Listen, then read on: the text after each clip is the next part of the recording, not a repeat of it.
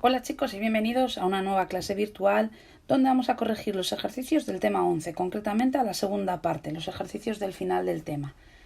El primer ejercicio que tenemos nos dice por qué asciende el aire caliente y deja pasar el aire frío o deja paso al aire frío. Realmente lo que tenemos que pensar es que cuando nosotros estamos calentando el aire se produce un proceso de disminución de densidad. Como tiene menos densidad, provoca que ascienda. En el momento en que asciende el aire se produce un hueco y ese hueco tiene que ser rellenado por otro aire que en este caso va a estar frío, que va a sufrir exactamente el mismo proceso. Por tanto, se suele decir que en el caso del aire el proceso de calentamiento y enfriamiento es una cadena transportadora constante, siempre se está calentando y enfriando. Cuando se calienta asciende, cuando se enfría desciende. Las brisas marinas no soplan siempre en la misma dirección, indica hacia dónde lo hacen según sea de día o de noche. Bueno, en el libro, en vuestro libro, en la página 204, os aparece un dibujo donde se hace referencia a las brisas marinas. Bueno, en resumen, durante el día las brisas marinas se dirigen hacia tierra, ¿vale? ¿Por qué? Bueno, resulta ser que en la zona de la costa, donde hay arena, la arena tiene un calor específico más bajo que la del propio agua del mar. Y esto provoca que durante el día la arena se caliente más rápido, eso provoca que caliente más rápido el aire y entonces provoca en consecuencia que en esa zona se caliente el aire y se desplace. Por tanto, durante el día el viento frío, el aire frío se va a desplazar hacia la costa, hacia la zona donde está la arena. Durante la noche, ¿qué es lo que pasa? Al revés. En este caso, decimos que las brisas marinas durante la noche van hacia el mar. Durante la noche el mar ha retenido calor durante todo el día. Como la arena en este caso no está recibiendo la energía solar, se enfría muchísimo más rápido, entonces realmente la superficie del agua del mar va a calentar mejor el aire, provocando un aumento de volumen y por eso se va hacia arriba, ¿vale? Considerando que está disminuyendo su densidad. Entonces, en este caso, durante la noche irían hacia el mar. El aire frío se desplaza de tierra hacia mar. Bien, ¿es fría o caliente la brisa marina durante el día y durante la noche? Y explica el porqué. Bueno, lo primero que podemos decir es que durante el día la brisa marina se suele decir que es fría, porque viene del mar hacia la tierra. Nosotros al estar en la tierra estamos en contacto con una superficie que está irradiando más cantidad de calor, por tanto nosotros vamos a percibir esa brisa como que tiene menos energía, por tanto menos temperatura.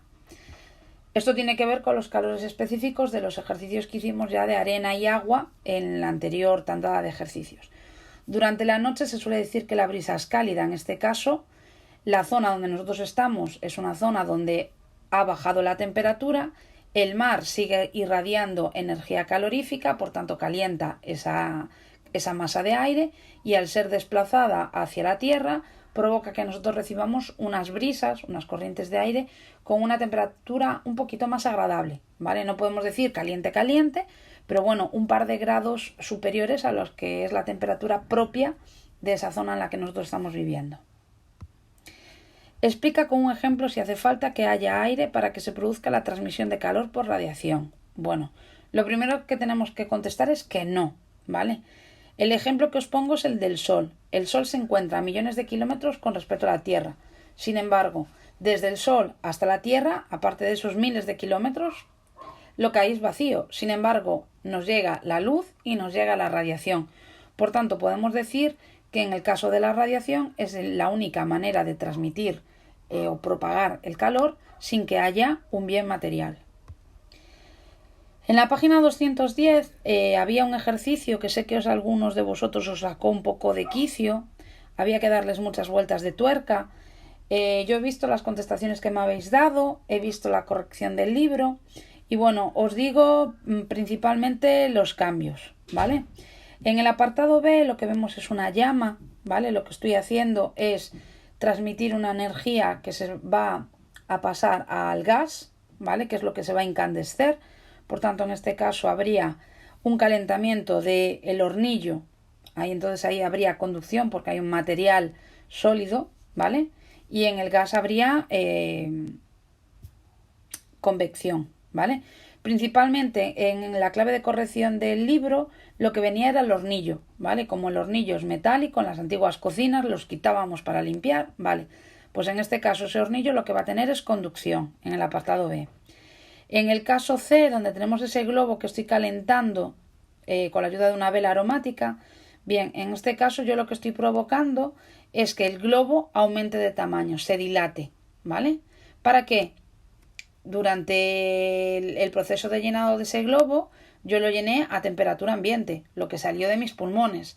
Si yo lo que hago es someter ese globo a cercanía de una llama, lo que voy a provocar es que ese aire dentro del globo se vaya calentando progresivamente.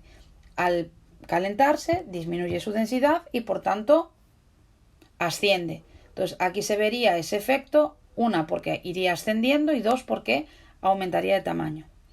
En el D tendríamos la radiación, es decir, yo puedo tener una llamita como si es mismamente una lámpara.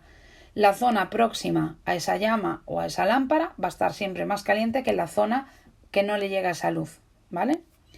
En el caso de la E es una sartén, lo que va a haber es conducción. En el F, la clave de corrección que viene en el libro nos dice que son vientos huracanados, ¿vale? Entonces en este caso es la explicación a través de las brisas marinas, pero bueno, llevado a su máximo esplendor de desastre material que se pueda ver. Entonces diríamos que en este caso lo que se vería es una demostración de la convección.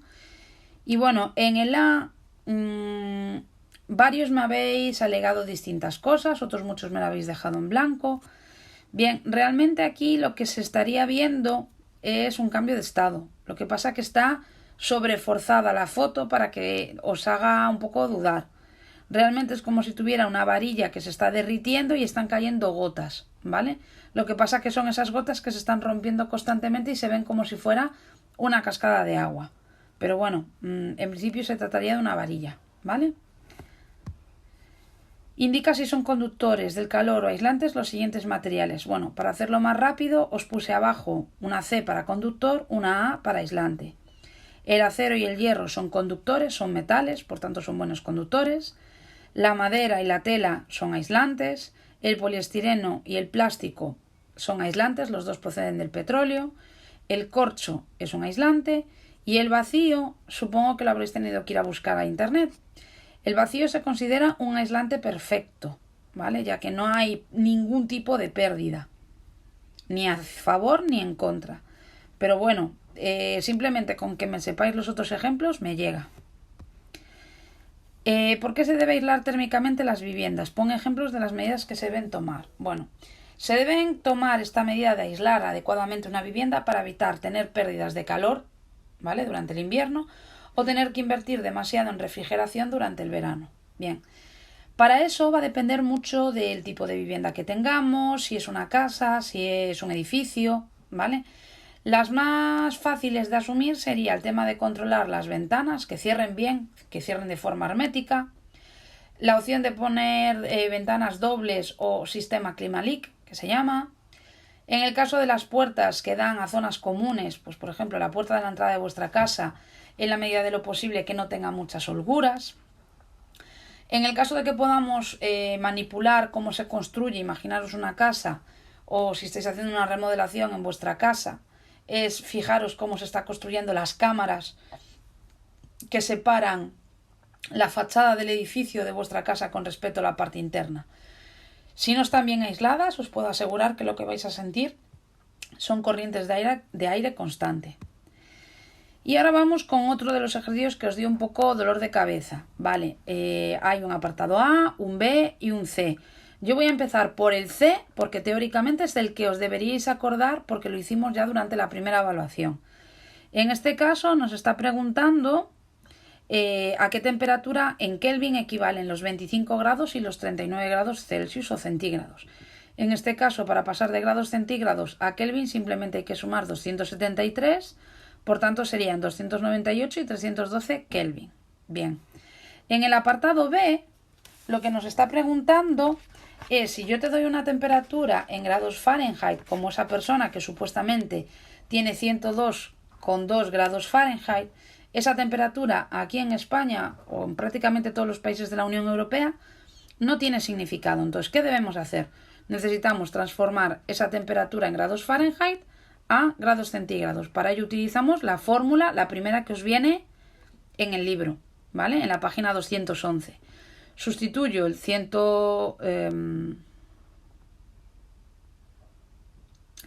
bueno, perdonad, yo lo hice con 102 exacto, pero bueno, lo corrijo ahora.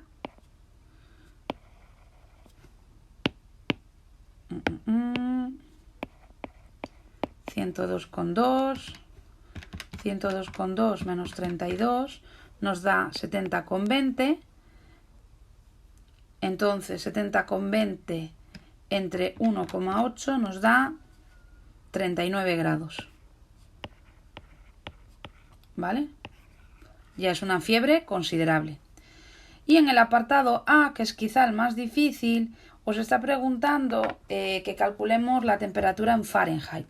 Para eso voy a utilizar la segunda fórmula que viene en este ejercicio, donde ya tengo despejada la temperatura en Fahrenheit. Entonces lo único que tengo que hacer es sustituir en el hueco donde tengo que poner la temperatura en grados centígrados por el valor que me dicen. Entonces me piden para 25 grados, 25 por 1,8 más 32 nos da 77 grados Fahrenheit. Y si os fijáis, 39 por 1,8 más 32 nos da los 102,2 grados Fahrenheit que ya me daban en el apartado B. ¿Vale? Seguimos. Después tenemos el ejercicio 5. En este caso se trata de que leyerais el texto de cómo se forman los icebergs y os hacen preguntas. La primera es qué son los icebergs. Yo os los subrayé directamente ya en ese texto.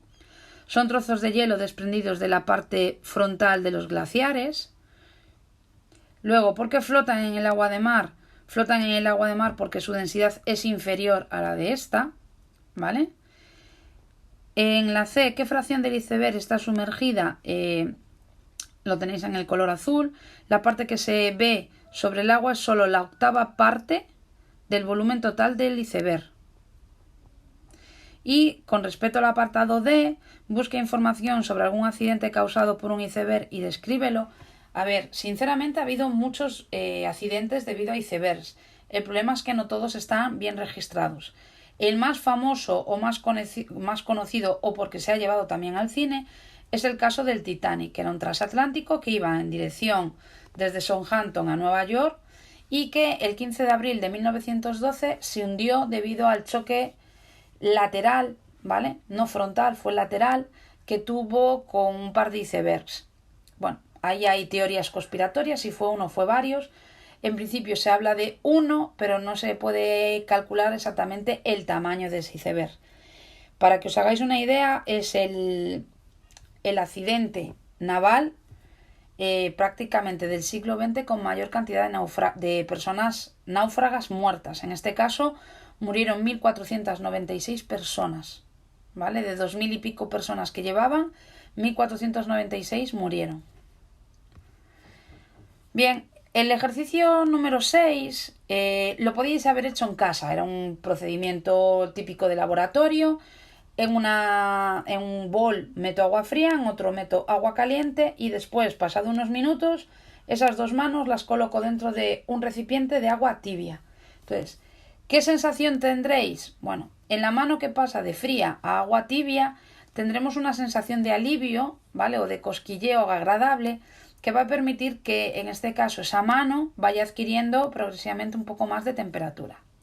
En el caso de la mano que estaba en agua caliente, que puede llegar a ser incluso incómodo porque molesta muchísimo la piel, también se va a sentir una sensación tibia, pero en este caso va a ser una sensación de hormigueo debido a que está bajando la temperatura.